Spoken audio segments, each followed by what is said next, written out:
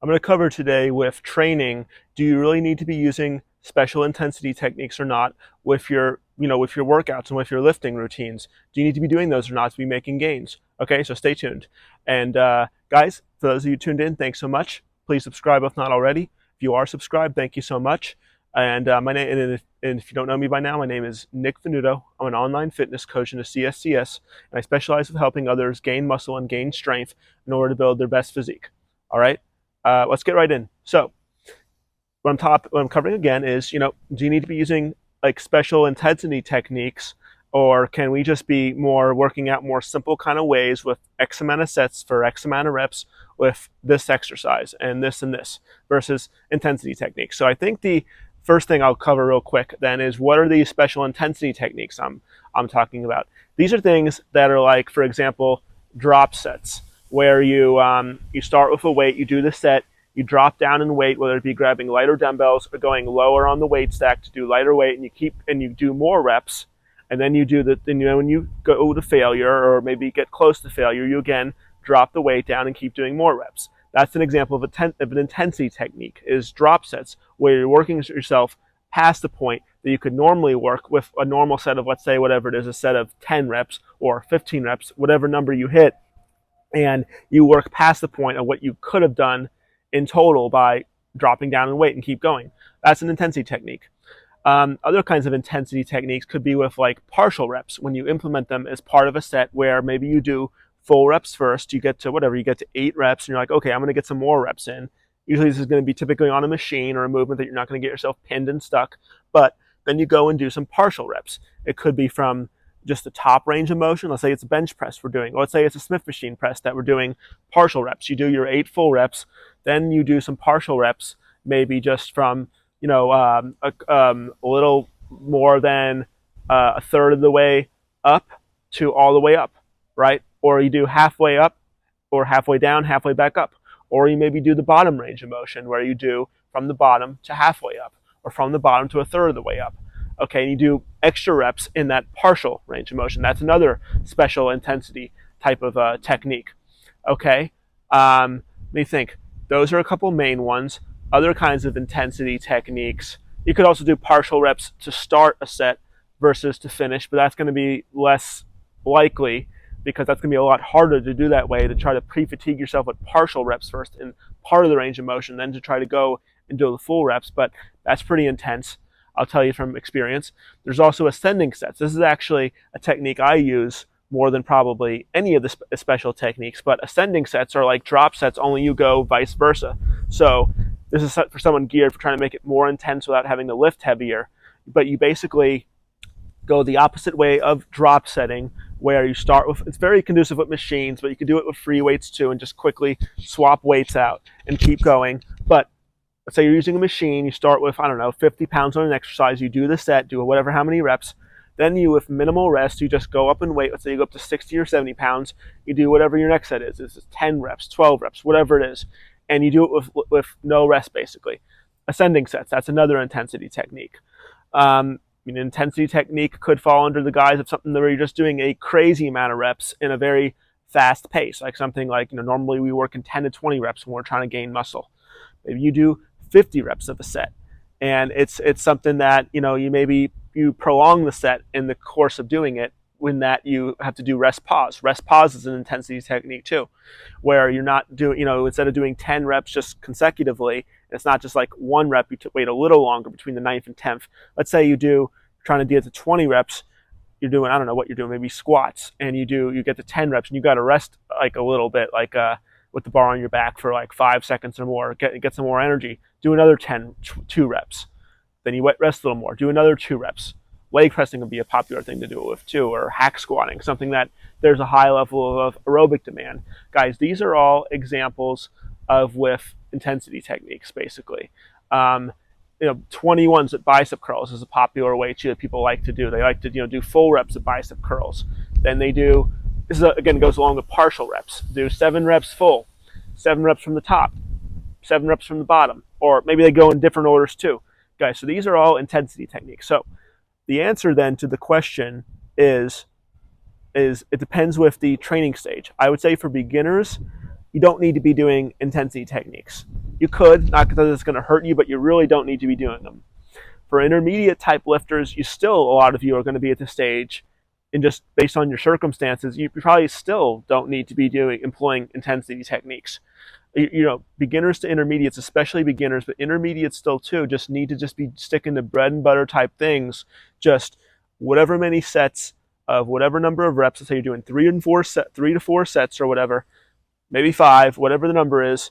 You're doing that many sets, you're doing that many reps, and you're doing the loads, and you're just trying to progress in some way with the loads, increasing the number of reps while maintaining the same form. Could be increasing the number of sets too, and then obviously too, with just improving the form as well. Okay, especially for beginners, for intermediates too.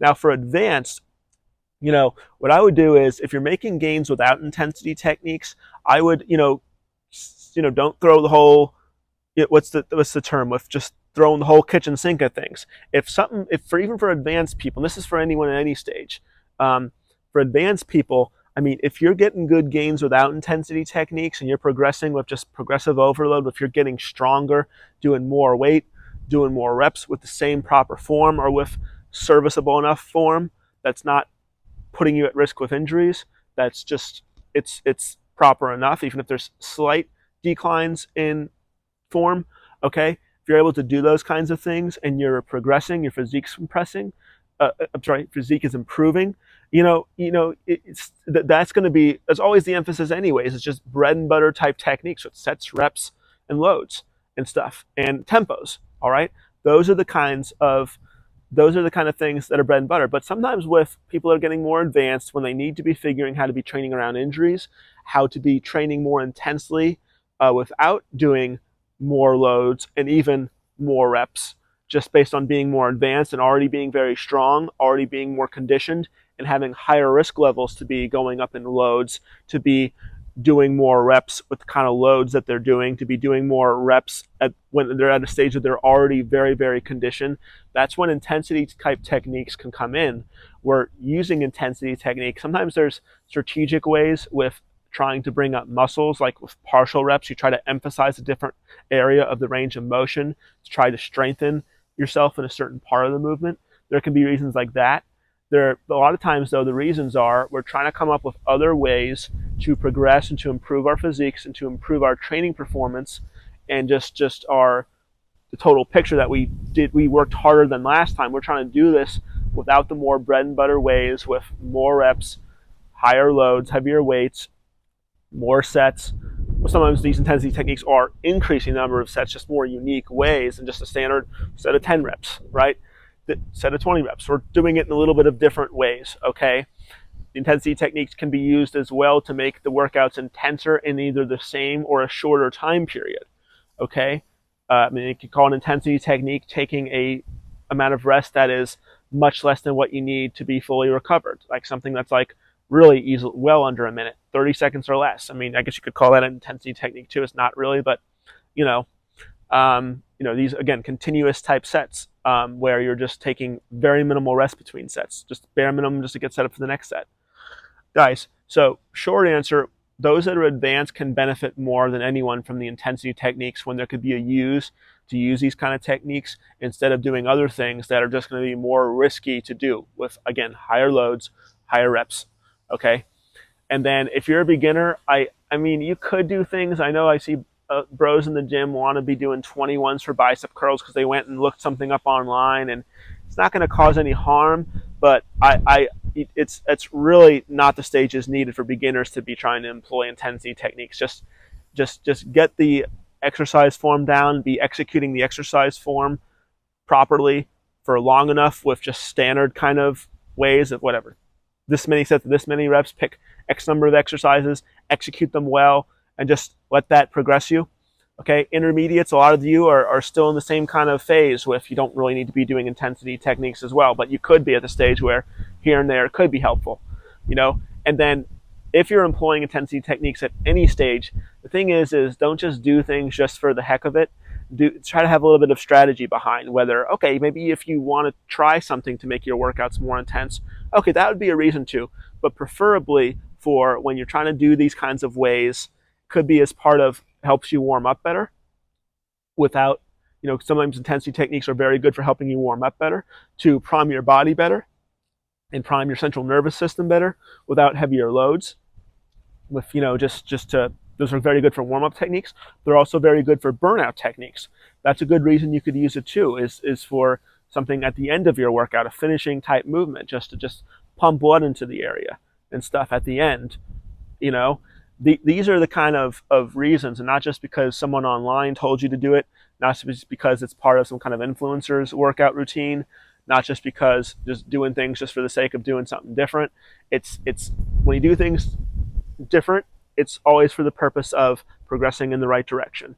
So saying if something's not broke, don't fix it. For those of you beginner and intermediate, you just got to be progressing in simple ways and you will progress. All right, so that's my take, guys. For the most part, I'm telling you that intensity techniques do have their purposes. They can be overemphasized by people just looking to come up with workout routines that are going to get them more clout and more views, and they're just trying to be novel.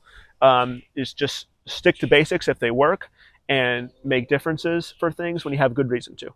So I'm kind of de-emphasizing the importance of intensity techniques and special type of workout techniques to increase the intensity. I'm de-emphasizing them. I'm saying the other things are a lot more important. And a lot of times these intensity techniques, they're not really needed. As long as you can progress in the other ways of going up in weight, going up in reps, improving your form, getting through your workouts quicker, taking less rest, doing more sets, more total volume. Those are the things that we want to try to do first, more through basic ways. Okay? Anyways, guys, love to hear your thoughts, though. If you feel differently, if you have any questions, leave them in the comments. You can also connect with me on Instagram at Nick Venuto Fitness. I'm dropping that link below, too. My Calendly is below as well. If you want to book in time to get on a call with me, if you're interested in working with a coach to help you take you to the next level or help you improve from where you are now. Okay, Calendly is below as well in the description. Please subscribe if not already. And thank you for those of who are subscribed. Have a great evening and blessings to you.